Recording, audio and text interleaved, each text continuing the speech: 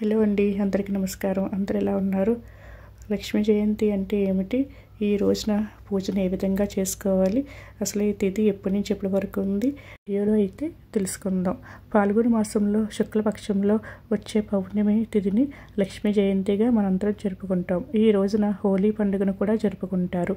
ఈ సంవత్సరం మార్చి 13 గురువారం 10:35 నుండి మార్చి 14 అనగా శుక్రవారం 12:23 వరకు ఈ పౌర్ణమి తిథి అనేది ఉంటుంది. రోజున లక్ష్మీదేవి క్షీరసాగర మథనంలో పాల సముద్రం నుంచి ఆవిర్భవించిందని పురాణాలు చెప్తున్నాయి. లక్ష్మీదేవి అనుగ్రహం ఉంటే మనకు ధనధాన్యాలకు లోటు ఉండదని అంటూ ఉంటారు. ఈ రోజున తెల్లవారుజామున నిద్ర లేచి ఇల్లు వాకిలి శుభ్రం చేసుకుని ముగ్గులు పెట్టుకుని తలంటు స్నానం చేసి శుభ్రమైన వస్త్రాలు ధరించి ముందుగా గడపకు పసుపు రాసి బొట్లు పెట్టి ద్వారలక్ష్మి పూజ చేసుకోవాలి. తర్వాత పూజా రూమ్లో ఒక పీఠం ఏర్పాటు చేసుకుని దానిపై అష్టదళ పద్మం వేసి దానిపై 3 గుప్పుల బియ్యం వేసి దానిపై పసుపు కుంకుమ అక్షింతలు వేసి దానిపైన అమ్మవారి చిత్రపటాన్ని కానీ అమ్మవారి విగ్రహాన్ని కానీ పెట్టి పూలమాలలతో అలంకారం చేసుకోవాలి. లక్ష్మీదేవితో పాటు స్వామివారిని కూడా పూజించాలి. అప్పుడే మనకు ఆ పూజ పూర్తి ప్రతిఫలం అనేది మనకు లభిస్తుంది. మన దగ్గర ఉన్న విష్ణుమూర్తి విగ్రహాన్ని కానీ వెంకటేశ్వర విగ్రహాన్ని కానీ ఏదైనా సరే విగ్రహం ఉంటే పెట్టి పూజ చేసుకోవచ్చు. ముందుగా ఎటువంటి విఘ్నాలు రాకుండా ఉండేందుకు ఆ అతిదేవుడైన వినాయకుడిని పూజించాలి. పసుపుతో చేసిన గణపతిని కానీ లేకపోతే మన దగ్గర ఉన్న వినాయకుడి విగ్రహాన్ని కానీ పెట్టి వక్రతుండ మహాకాయ అంటూ పూజ ప్రారంభించాలి. దీపాలని వెలిగించాలి. దీపం జ్యోతి పరబ్రహ్మ అంటూ దీపారాధన చేసి దీపాలకు కొంచెం పసుపు కుంకుమ అక్షింతలు కానీ పుష్పాలు కానీ సమర్పించాలి. ముందుగా వినాయకుడిని షోడశనామాలతో పుష్పాలతో కానీ అక్షింతలతో కానీ పూజ చేసుకోవాలి. నైవేద్యంగా చిన్న బెల్లం ముక్కను కానీ అరటిపండును కానీ నివేదన చేయాలి. ధూపం దీపం నైవేద్యం సమర్పించాలి. ఇప్పుడు స్వామివారిని కూడా పూజ చేసుకోవాలి. స్వామివారికి పుష్పాలను సమర్పించి వెంకటేశ్వర నామాలు కానీ గోవింద నామాలు కానీ విష్ణు సహస్రనామం కానీ వెంకటేశ్వర సుప్రభాతం కానీ ఇవేమి మనకు రావు అనుకుంటే గనక హరే రామ రామ రామ హరే హరే అంటూ కానీ లేకపోతే ఓం నమో భగవతే వాసుదేవాయ నమః అంటూ కానీ పూజ చేసుకోవచ్చు. ఇప్పుడు లక్ష్మీదేవి పూజను ఆచరించాలి. ఐశ్వర్యానికి అతి దేవతగా ఉన్న లక్ష్మీదేవిని పూజిస్తే జీవితంలో డబ్బుకు లోటు ఉందని నమ్ముతారు. ఈ రోజున లక్ష్మీదేవిని పూజించడం వల్ల అపారమైన పుణ్య ఫలితాలు లభిస్తాయట. అయితే ఈ లక్ష్మీదేవి జయంతిని దక్షిణ భారతదేశంలో చాలా రాష్ట్రాల్లో జరుపుకుంటూ ఉంటారు. లక్ష్మీదేవికి ఇష్టమైన రోజు శుక్రవారం ప్లస్ పౌర్ణమి. ఈ సంవత్సరం లక్ష్మీ జయంతి శుక్రవారం ప్లస్ పౌర్ణమితో కలిసి వస్తుంది కాబట్టి ఈ రోజున విశేషంగా భక్తి శ్రద్ధలతో పూజను ఆచరించాలి. ఈరోజు చాలామంది ఉపవాస నియమాన్ని కూడా పాటిస్తూ ఉంటారు. మార్నింగ్ నుంచి ఉపవాసం ఉండి సాయంత్రం పూజ అయిపోయిన తర్వాత అప్పుడు మనం ఆహారం స్వీకరించవచ్చు.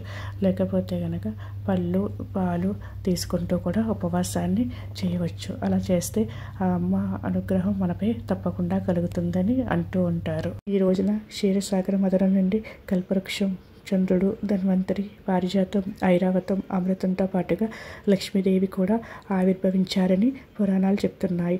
ఈ రోజున లక్ష్మీదేవిని భక్తి శ్రద్ధలతో పూజిస్తే గనక ఆ అమ్మ కరుణా కటాక్షాలు లభిస్తాయట.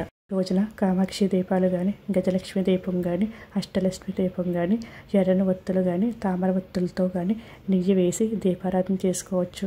లేకపోతే బెల్లం పైన నెయ్యి దీపం కానీ క్షీరదీపం కానీ జలదీపం కానీ ఐశ్వర్య దీపం కానీ పెట్టుకున్నా చాలా మంచిది. క్షీరదీపం మనం ప్రతి పౌర్ణమికి పెట్టుకోవచ్చు. లక్ష్మీదేవి సోదరుడు ఆ చంద్ర భగవానుడు. మనం ప్రతి పౌర్ణమికి ఆవు పాలలో కొంచెం పటికి బెల్లం వేసి లక్ష్మీదేవికి చంద్రభగవానికి సమర్పించి ప్రసాదంగా స్వీకరిస్తే మనకు చంద్రబలం లభిస్తుంది. మనసు ప్రశాంతంగా ఉంటుంది. మనసు కారకుడు చంద్రుడు కాబట్టి ఇలా చేయడం వల్ల మనకు మనసు ప్రశాంతంగా ఉండి ఆరోగ్యంగా ఉంటారు. ఈ రోజున లక్ష్మీదేవిని ఎర్రని పుష్పాలతో ఎర్ర అక్షింతలతో సుగంధ భరితమైన మల్లె పువ్వులు జాజి పుష్పాలు మరువం వాటితో పూజిస్తే విశేష ఫలితాలు లభిస్తాయి. లక్ష్మీ అష్టోత్తరం మహాలక్ష్మి అష్టకం కనకదార స్తోత్రం లక్ష్మీ కవచం లక్ష్మీ ద్వాదశనామాలు శ్రీ సూక్తంతో పూజించాలి. ఇవి ఏమీ మాకు రావు అన్నవారు ఓం శ్రీ మహాలక్ష్మియే నమః ఓం శ్రీ మహాలక్ష్మియే నమః అంటూ 108 సార్లు కుంకుమార్చన చేసుకుంటూ లేకపోతే పుష్పాలతో పూజ చేసుకుంటూ కూడా పూజ చేసుకోవచ్చు. లక్ష్మీదేవిని చిట్టి గాజులతో కానీ, తామర గింజలతో కానీ, వెండి పుష్పాలతో కానీ, చిల్లర నాణాలతో కానీ, లక్ష్మీ గవ్వలతో కానీ అష్టోత్తరం చేస్తూ పూజ చేసుకోవచ్చు. ఈ పాల్గొన మాసానికి ఎన్నో ప్రత్యేకతలున్నాయి. వసంత ఋతువు ఆగమానికి సూచికగా జరుపుకునే హోలీ పండుగ రోజు శివుడు, లక్ష్మీదేవి, కృష్ణుణ్ణి పూజించడం సాంప్రదాయం. ఉత్తరాదిన హోలీ పండుగను వైభవంగా జరుపుకుంటారు. చంద్రుడు పౌర్ణమి నాడు ఉత్తర లేదా పూర్వ పాల్గొన నక్షత్రానికి దగ్గరగా ఉండే మాసమే ఈ పాల్గొన మాసం. పాల్గొనం అర్జునుడి జన్మ నక్షత్రం కూడా. అందుకే అర్జునుడికి పాల్గొనుడు అను పేరు కూడా ఉంది. పాల్గొన పౌర్ణమికి సంబంధించి ఒక కథనైతే ఇప్పుడు తెలుసుకుందాం. పూర్వం హిరణ్యకశిపుడు అనే రాక్షసుడు ఉండేవాడు. అతని కుమారుడి పేరు ప్రహ్లాదుడు. ప్రహ్లాదుడు మిక్కిలి విష్ణు భక్తుడు. కొడుకు విష్ణు భక్తుడు కావడంతో హిరణ్యకశిపుడు తన కొడుకుని చంపాలనుకుంటాడు. అందుకోసం తన సోదరి అయిన హోలికను పంపుతాడు. కానీ ప్రహ్లాదుని చంపేందుకు ఎగిసిన మంటల్లోనే ఆ హోలికే దహనమైపోతుంది. దానికి సూచికగానే హోలీ మంటలు వేస్తారని చెబుతారు. శివపార్వతులను కలిపేందుకు ప్రయత్నంలో మన్మధుడు భస్మం అయిపోవడం ఈ పండగకు కారణమని మరికొందరి నమ్మకం. ఈ మాసం శిశిర ఋతువునకు వీడ్కోలు చెప్తూ, వసంత ఋతువునకు స్వాగతం చెప్తూ హోలీ పండుగను జరుపుకుంటారని మరికొందరి అభిప్రాయం. ఈ రోజున ఇలానే పూజ చేయాలంటూ ఎటువంటి నియమం అంటూ లేదు.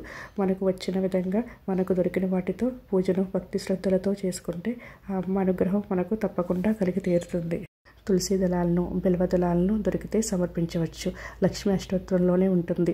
ఓం బిల్వనిలయాయ నమః అని, ఓం తులసి ప్రియాయ నమః అని. అంటే అమ్మకి చాలా ఇష్టమైనవి దళాలు రెండు కూడా ఈ రోజున సమర్పించుకుంటే చాలా మంచిది.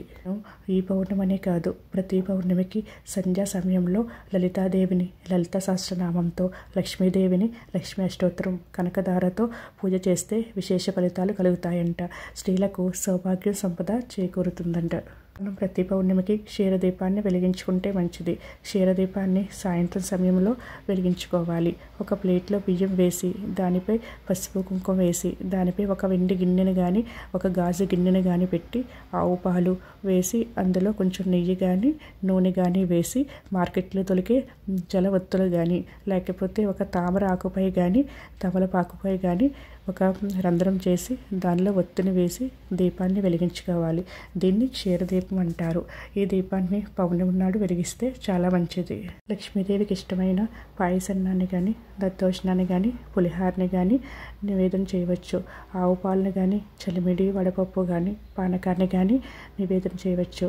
అరటిపళ్ళు కానీ, దానిమ్మకాయలు కానీ పెట్టుకోవచ్చు. మనకు అందుబాటులో ఉన్న ఏ ఫలాలనైనా సరే పెట్టుకోవచ్చు. ఇప్పుడు ధూపం, దీపం, నైవేద్యాన్ని సమర్పించాలి. పసుపు కుంకుమ తాంబూలాన్ని సమర్పించాలి. కర్పూర నీరాజాన్ని సమర్పించాలి. కొబ్బరికాయ కొట్టి నైవేద్యంగా సమర్పించుకోవాలి. ఇప్పుడు అక్షింతలు, పుష్పాలు తీసుకొని 3 ప్రదక్షిణలు చేసి అమ్మవారికి మన కోరిక చెప్పుకొని అమ్మవారి పాదాల ముందు ఉంచేయాలి. శిరస్సు వంచి నమస్కారం చేసుకోవాలి. క్షీరదీపాన్ని పెట్టుకున్న వాళ్ళు ఆ పాలను తులసి మొక్క మొదట్లో వేయాలి. అలాగే పూజకు వాడిన పత్రిని కానీ, పుష్పాలను కానీ ఎవరు తొక్కన ప్రదేశంలో వేయాలి. లేకపోతే ఏదైనా పారే నీటిలో కానీ వేయవచ్చు. ఇదండి ఈ వీడియో. లక్ష్మీ జయంతి కోసం నాకు తెలిసిన కొన్ని విషయాలను అయితే మీతో షేర్ చేసుకున్నాను. నా వీడియో కనుక నచ్చితే కనుక ప్లీజ్ లైక్ చేయండి, షేర్ చేయండి, సబ్స్క్రైబ్ చేసుకోండి. Thank you for watching. మరొక వీడియోతో మళ్ళీ కలుద్దాం.